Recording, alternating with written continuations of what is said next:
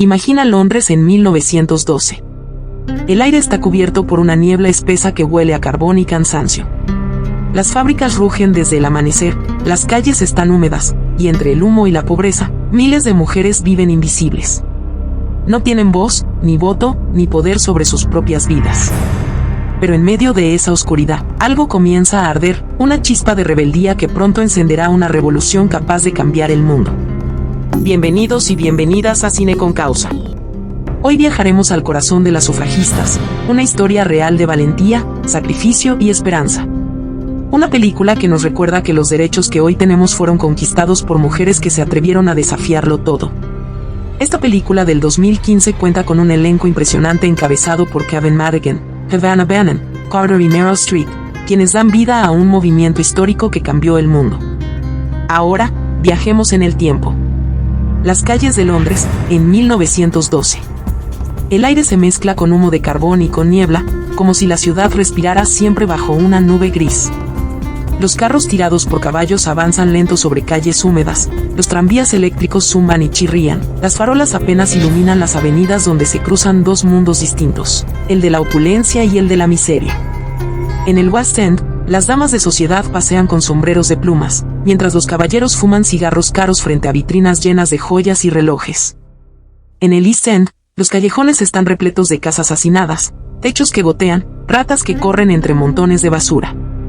Allí, el pan es escaso, el agua está contaminada, y los niños, con las mejillas sucias y los pies descalzos, aprenden pronto que la vida es una lucha diaria.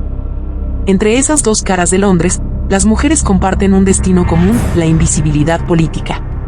Pueden lavar, cocinar, criar, sostener familias enteras, pero no tienen derecho a votar. La ley pertenece a los hombres, ellos deciden, ellas obedecen. Un marido puede disponer del salario de su esposa, un juez puede quitarle a sus hijos si se separa, un patrón puede explotar su trabajo sin que ella pueda reclamar justicia. Y, sin embargo, algo empieza a cambiar. En los periódicos aparece el nombre de una mujer temida y admirada, Emmeline Pankhurst. Su voz recorre la ciudad con fuerza, deeds, not words, hechos, no palabras.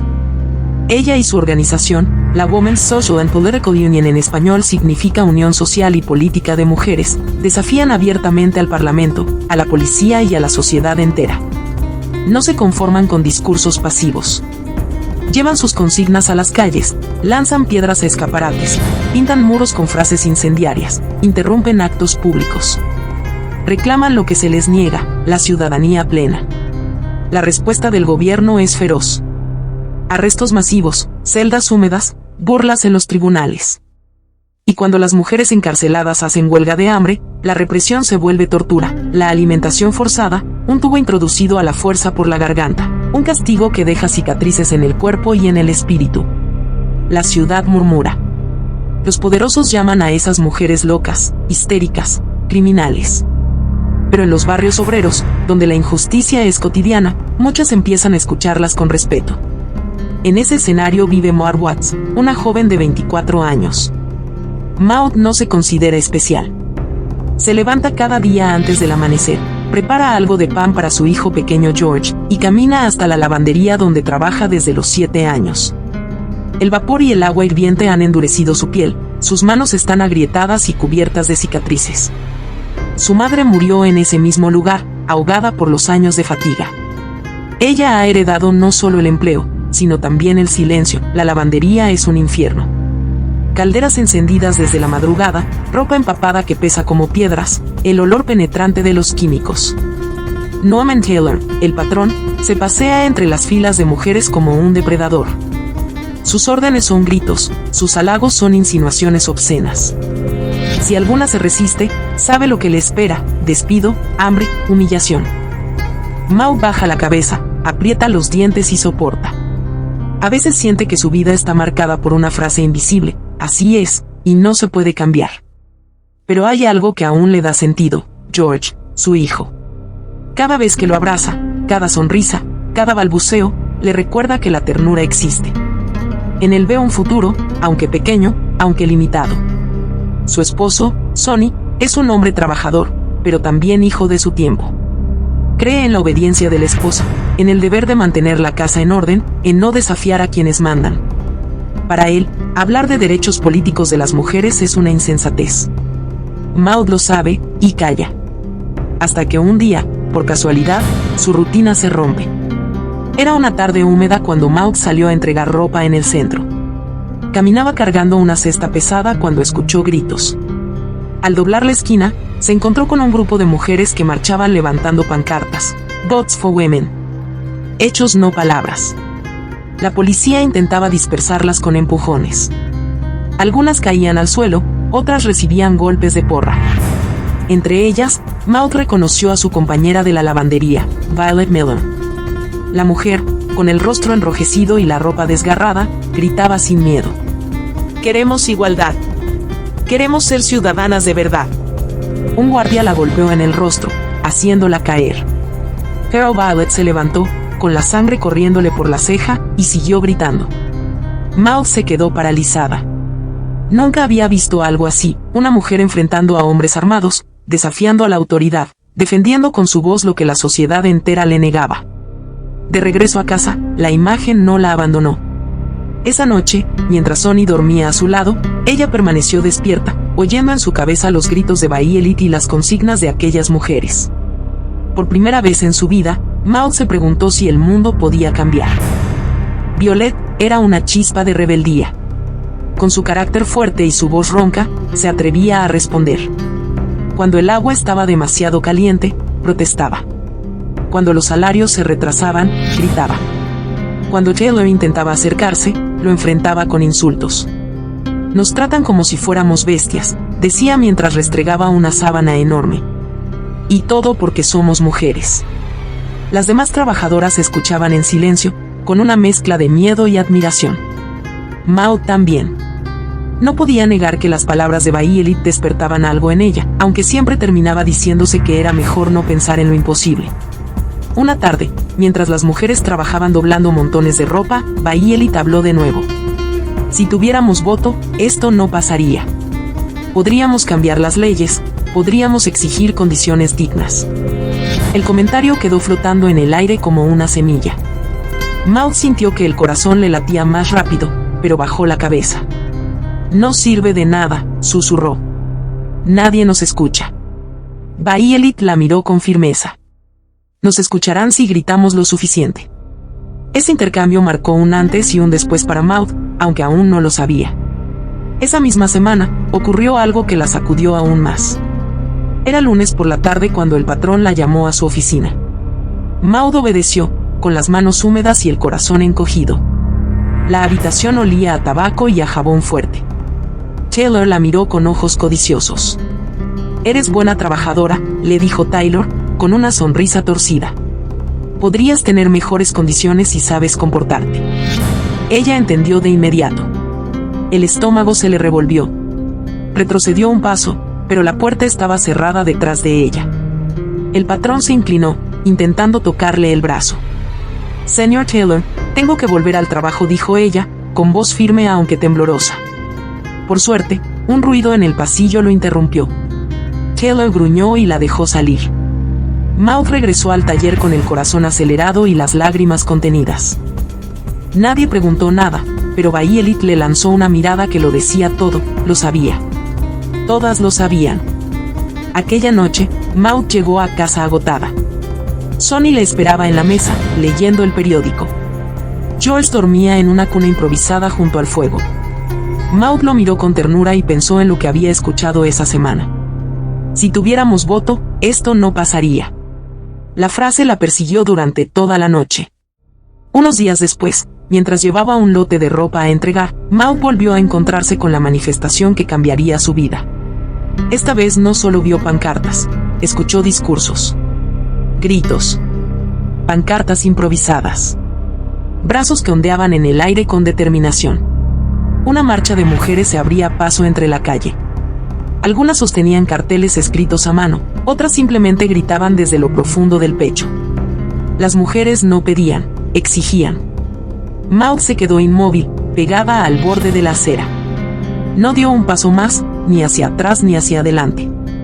Observaba con los ojos bien abiertos, sin entender del todo lo que estaba presenciando, pero sintiéndose atraída, hipnotizada. Su cuerpo temblaba, no de miedo, sino de una mezcla desconocida de emoción y desconcierto. En el centro de la protesta, una mujer subida sobre una caja de madera, levantaba los brazos y hablaba con una vehemencia brutal. Su voz desgarraba el aire. Nos llaman criminales por romper ventanas, pero los verdaderos criminales están en el Parlamento. Nos arrebatan a nuestros hijos. Nos pagan una miseria. Nos violan y luego nos callan. Y cuando pedimos justicia, nos escupen leyes hechas por hombres para hombres. Alrededor de la oradora, otras mujeres aplaudían con fuerza, algunas lloraban con rabia contenida. Los uniformes de la policía se acercaban con rapidez desde los flancos, con los bastones listos, con las mandíbulas tensas, con esa costumbre impune del poder que se siente con derecho a aplastar cualquier revuelta. Maud apenas pudo reaccionar. Dio un paso hacia atrás, pero su pie tropezó con un adoquín irregular y perdió el equilibrio. El cesto cayó al suelo, la tapa se abrió y la ropa limpia, recién alisada, se desparramó como mariposa sin rumbo. Una camisa blanca quedó atrapada bajo un zapato que no era suyo. Maud se inclinó de inmediato para recogerla, con manos temblorosas, desesperada para que no se ensuciara. Fue entonces que una voz potente y familiar retumbó por encima del caos. Váyanse a casa si tienen miedo. Pero si se quedan, griten conmigo. Maud alzó la vista.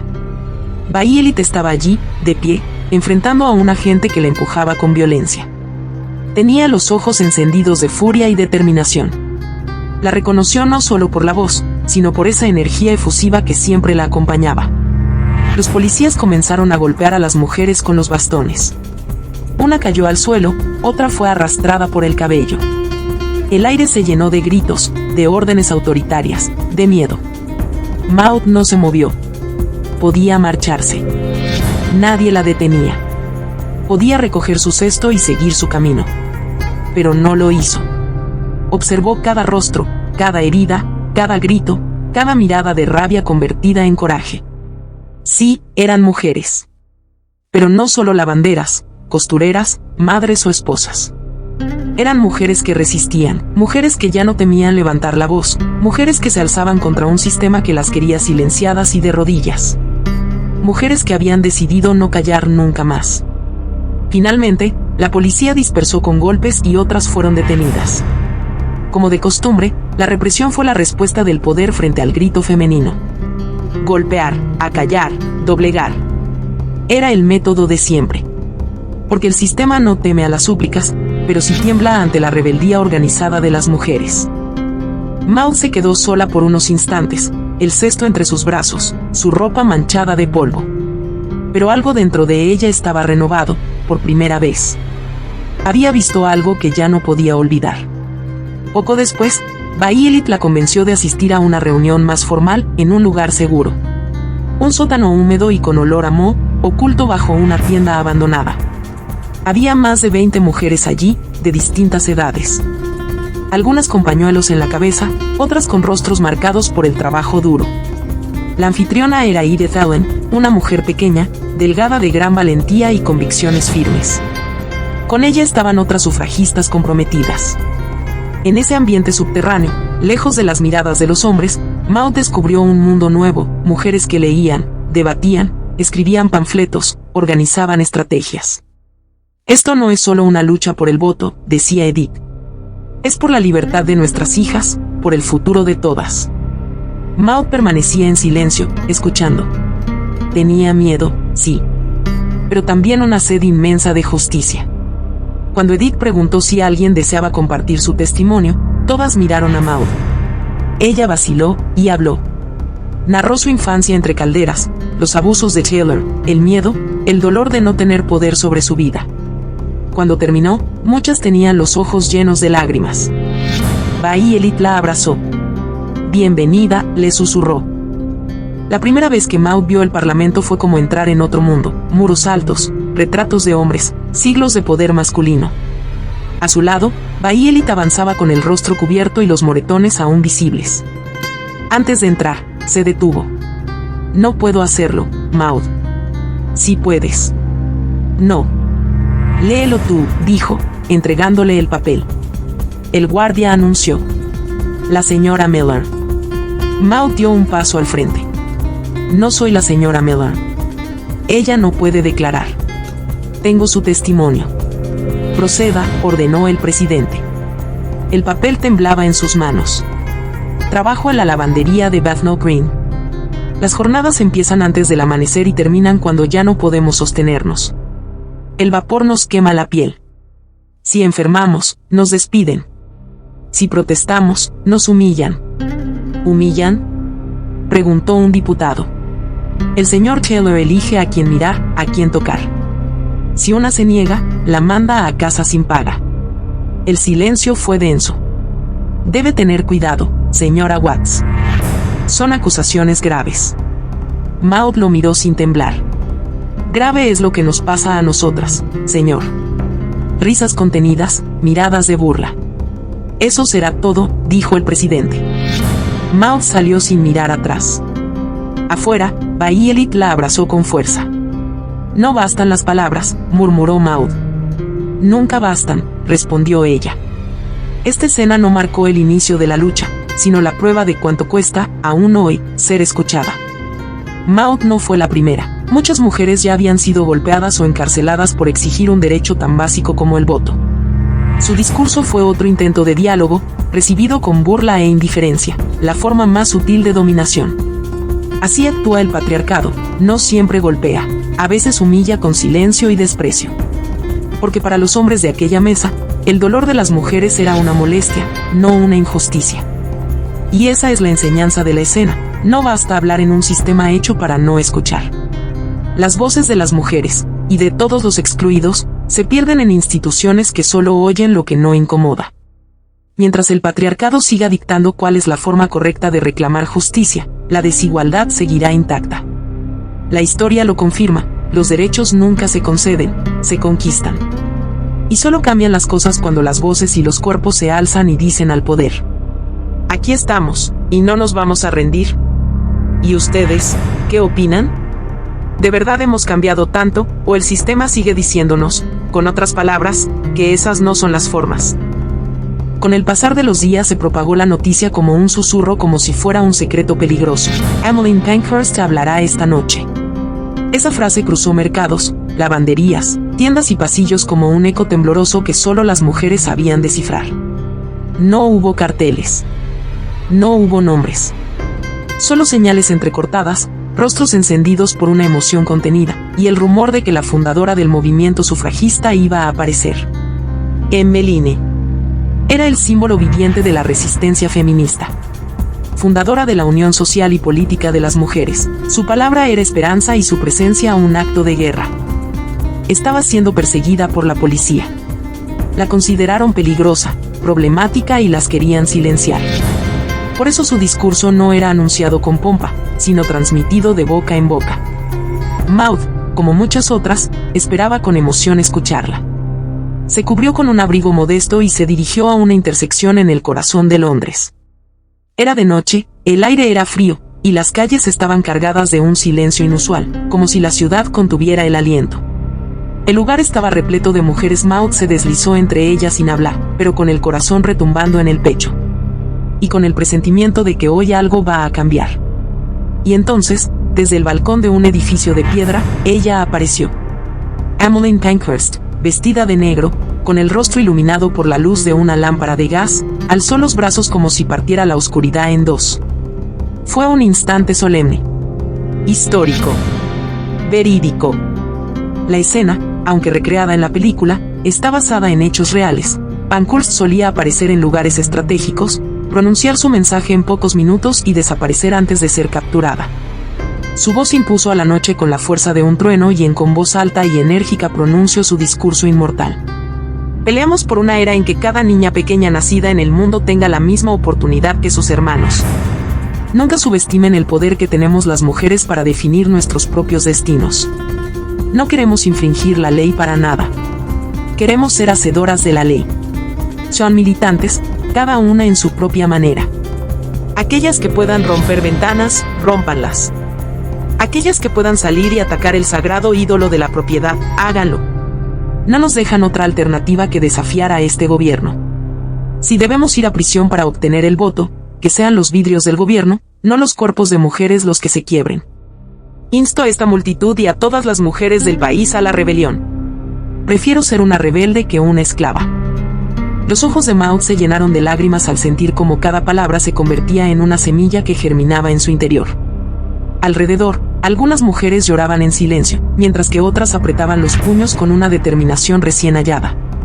El mensaje final de Emmeline Pankhurst fue un grito de revolución y un llamado a la acción. Aplausos, lágrimas, gritos, puños alzados. Las mujeres estaban de pie, ya no solo por sus derechos, sino por cada niña, cada hija, cada abuela que fue callada por siglos. Y entonces, la policía atacó. Agentes irrumpieron en la calle como una manada, golpeando con bastones, empujando, arrastrando mujeres por el suelo. Algunas lograron huir entre las sombras, otras fueron capturadas brutalmente. Varias asistentes fueron arrestadas en plena calle, esposadas y subidas a furgones policiales. No fue una redada al azar. Fue una estrategia de un Estado patriarcal. Los nombres ya estaban registrados, los rostros fichados. Ser sufragista no era solo un ideal, era un acto de valentía de guerreras con consecuencias reales. Maud, en medio del caos, logró esconderse en un callejón estrecho. Su respiración era entrecortada, los ojos abiertos de par en par. Vio cómo a una joven la golpeaban por resistirse a soltar una pancarta. Vio cómo arrastraban a otra por el cabello. Ella logró escapar esa noche. Pero ya no era invisible, era una sufragista más. Desde ese momento, Maud quedó fichada. Observada. Vigilada. El inspector Stead, que ya investigaba el movimiento, anotó su nombre en su cuaderno, y con ello, marcó su destino. Ya no sería solo una obrera. Ya no sería una espectadora. Era parte de una guerra contra un sistema patriarcal, contra el poder, contra el gobierno y de una sociedad que decía que esas no son las formas que las mujeres nacimos para obedecer, no para hacer políticas ni tomar decisiones, que eso era cosa de los hombres. Y mientras la policía se retiraba con las detenidas, mientras el eco de los gritos aún vibraba entre los muros de ladrillo, Maud sintió que algo en su vida había cambiado para siempre. Había escuchado a Emmeline. Había presenciado la represión. Y había sobrevivido. Las semanas siguientes al gran discurso de Emmeline Pankhurst marcaron un punto de no retorno en la vida de Maud. La policía, en alerta máxima, vigilaba a las sufragistas y a todas las mujeres que hubieran sido vistas en la manifestación. Maud, aunque intentaba pasar desapercibida, sentía cada vez más el peso de una mirada invisible acechando su andar.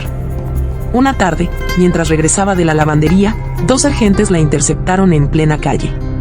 No hubo palabras amables, solo el crujir de las botas en los adoquines, la orden fría, la humillación pública. Maud fue arrastrada hasta la comisaría entre gritos de subversiva y de histeria. Allí, el ambiente era opresivo, mujeres llorando, otras manteniendo la cabeza alta, y policías tomando notas, marcando nombres, memorizando rostros. Esa noche, la celda era una cueva fría, de paredes húmedas y olor a miedo. Maud se sentó en un rincón, abrazando las rodillas, mientras escuchaba los sollozos de otras mujeres y los gritos lejanos de guardias borrachos. Aún así, sintió un extraño orgullo, ella ya no era solo espectadora. Era parte de la historia. A la mañana siguiente, la liberaron bajo advertencia. Pero la verdadera condena la esperaba en casa. Cuando Maud cruzó la puerta de su hogar, Sonny la recibió con una mirada oscura, distinta.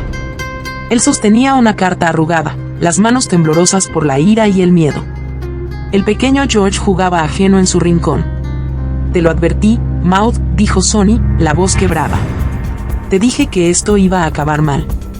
Ella intentó acercarse al niño, pero Sonny se lo impidió. «No puedes seguir aquí. No después de lo que has hecho.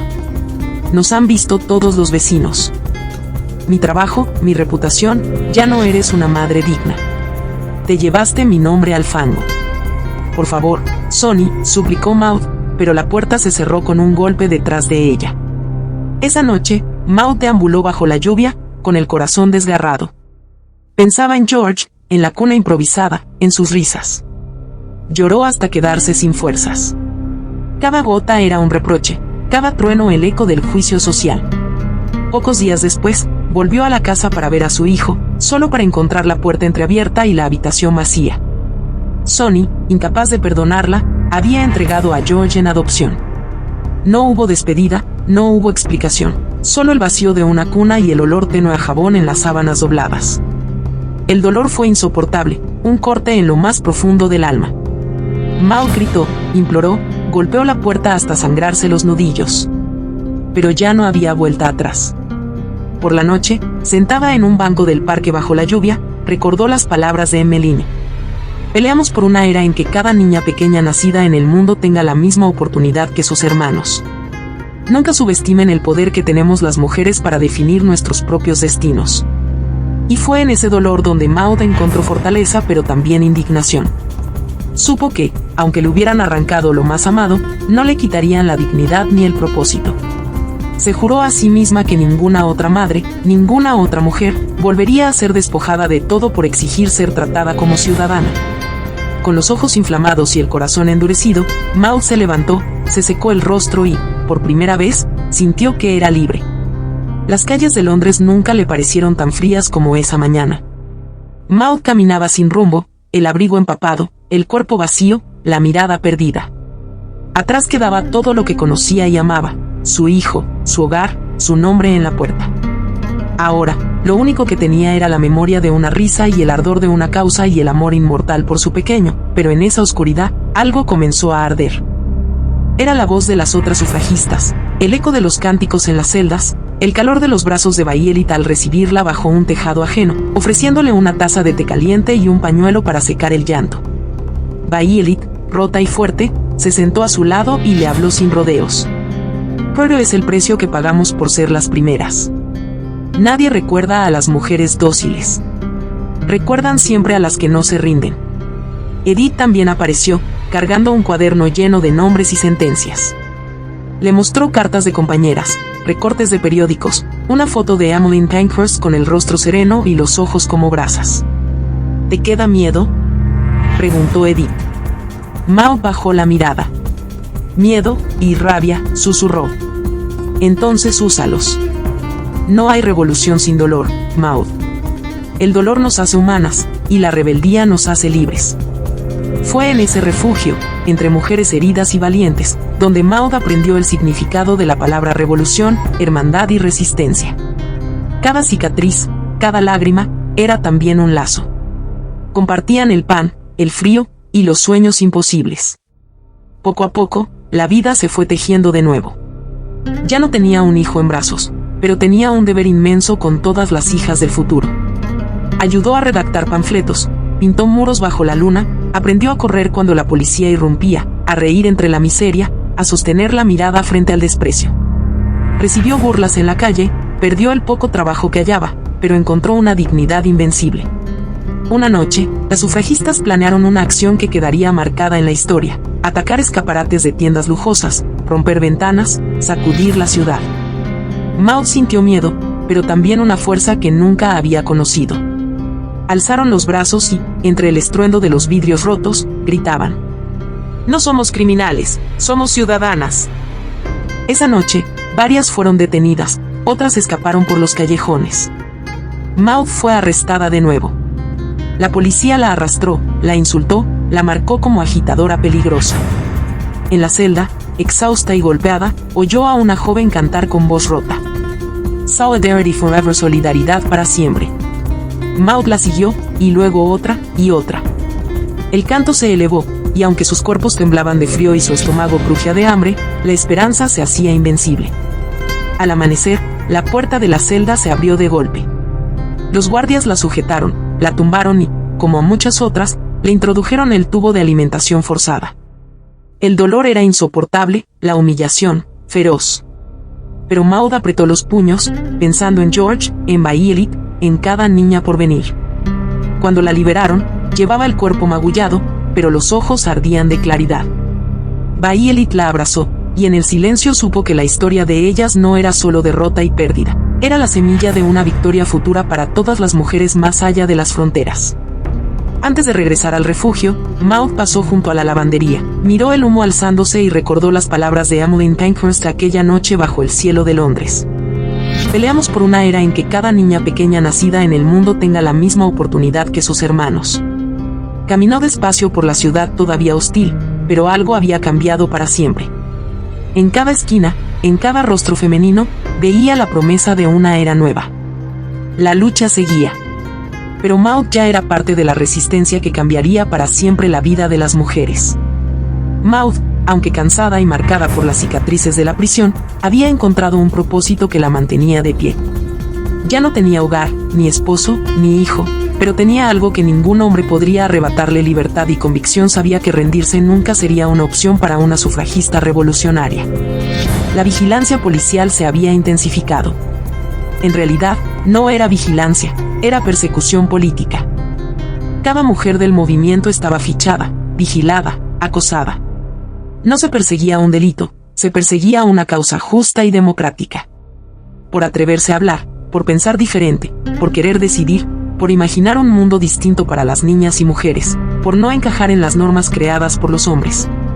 Era la condena de todas, las que marchaban, las que ayudaban en secreto y también las que callaban por miedo. Porque en tiempos de injusticia, hasta el silencio de una mujer se vuelve sospechoso.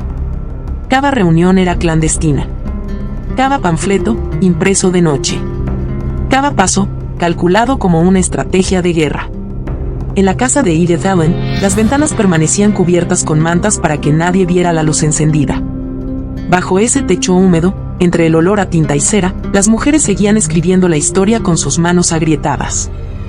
Violet, cada vez más débil, tosía con frecuencia, pero se negaba a detenerse. Si paramos, nos borran, decía con voz ronca. Y yo no pienso desaparecer sin hacer ruido. Porque eso eran ellas, ruido. Ruido necesario. Ruido que interrumpía el sistema. Ruido que decía, estamos aquí. Ruido que gritaba que todo lo que no se nombra, no existe. Maud la observaba conmovida. En los ojos de Violet no había miedo, solo una determinación feroz. Y entendió que no siempre son las mujeres pudientes ni poderosas las que cambian el mundo. A veces, son las humildes.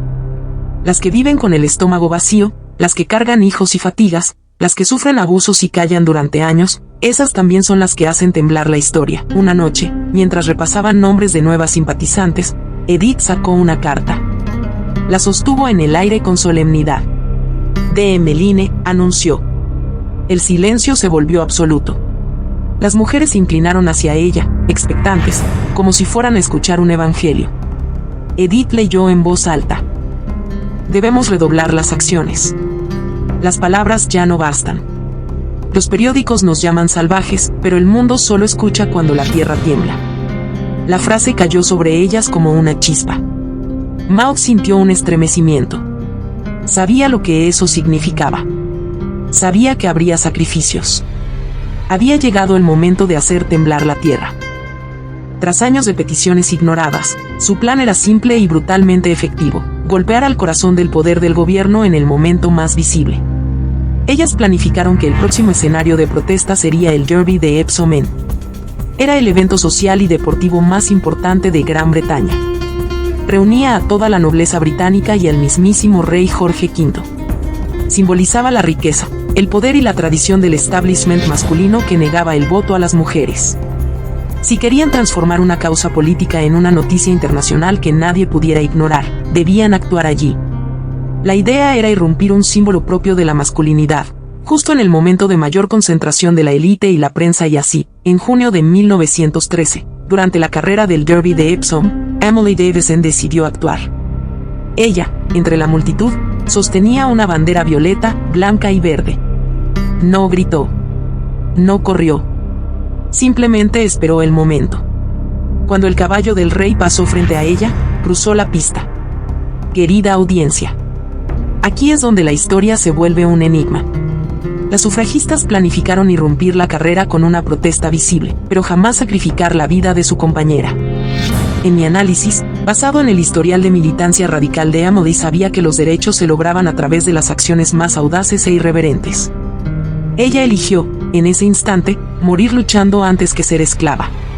Su acción se convirtió en el grito más fuerte de la campaña sufragista. La organización sufragista honró y reconoció el sacrificio de Emily, organizando un funeral masivo que demostró al mundo el poder y la determinación de las mujeres. La ruta a través de Londres se alineó con una multitud de más de 50.000 personas. Su lápida, grabada con el eslogan del movimiento, Hechos, no palabras. El gobierno vio la oportunidad de neutralizar al movimiento. Pero el sacrificio de Emily Davison había desatado ya una oleada imparable que movilizó la rabia y el sentir de la población, tragedia que le dio al movimiento la fuerza emocional de una mártir, y la facción radical, la que entiende que la delicadeza no tiene cabida, estaba plenamente dispuesta a continuar. Fue en ese punto de inflexión, en 1914, que el estallido de la Primera Guerra Mundial interrumpió el avance natural de la lucha. Las líderes de la WSPU, incluyendo a Christopher Pankhurst, que en ese momento dirigía la organización, tomaron la decisión estratégica de suspender las acciones militantes en las calles y enfocar la energía de las mujeres en apoyar el esfuerzo de guerra, aprovechando que los hombres se iban a la guerra. Millones de mujeres, muchas de ellas obreras y sin privilegios, asumieron roles industriales y de gestión esenciales, demostrando su capacidad cívica y su valor productivo. La victoria por fin llegó gracias al radicalismo de Hechos no palabras, y al sacrificio final de Emily Davison. Sumado al papel que asumieron las mujeres durante la guerra, el Parlamento aprobó la Ley de Representación del Pueblo en 1918, otorgando el voto a millones de mujeres. Emmeline Pankhurst, la inspiradora de las sufragistas, vivió para votar en las elecciones de 1918, cumpliendo así el sueño por el que sacrificó su vida. Murió en 1928, solo semanas antes de que la ley garantizara el voto a todas las mujeres británicas en igualdad con los hombres. Maud Watts, la lavandera humilde, no solo ganó la libertad y la dignidad a través de su lucha, sino que vio su sueño cumplido en beneficio de cada niña y cada mujer. ¿Y tú, qué crees? ¿El sacrificio de Emily fue realmente necesario para despertar al mundo? Déjanos tu opinión en los comentarios. Y si te gustó el video, no olvides suscribirte y activar la campanita para más contenido.